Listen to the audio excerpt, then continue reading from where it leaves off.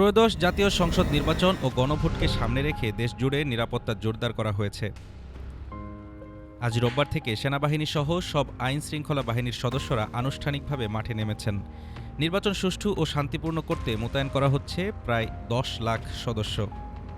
নির্বাচন কমিশনের সিদ্ধান্ত অনুযায়ী আজ ৮ ফেব্রুয়ারি থেকে শুরু হয়েছে আইনশৃঙ্খলা বাহিনীর পূর্ণাঙ্গ মোতায়েন। ভোটের আগে ও পরে মোট ৭ দিন মাঠে থাকবেন সেনাবাহিনী সহ সব বাহিনীর সদস্যরা।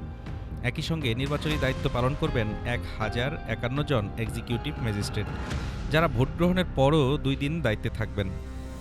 স্বরাষ্ট্র মন্ত্রণালয়ের জারি করা পরিপত্র অনুযায়ী পুলিশ, বিজিবি, আনসার ও ভিডিপি, র্যাব, কোস্টগার্ড এবং ইন এইড টু সিভিল পাওয়ার এর আওতায় সশস্ত্র বাহিনী কাজ করবে স্থানীয় বেসামরিক প্রশাসনের সহায়তায়।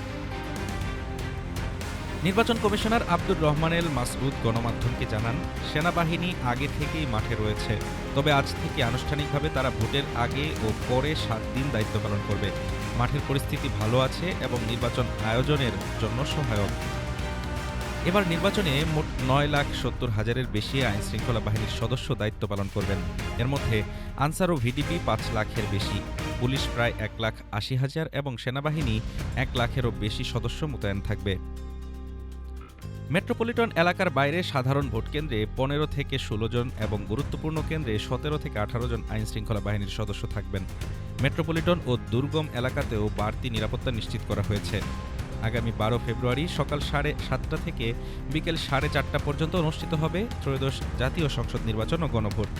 নির্বাচন কমিশনের প্রত্যাশা, কঠোর নিরাপত্তার মধ্য দিয়ে শান্তিপূর্ণভাবেই সম্পন্ন হবে এবারের ভোট।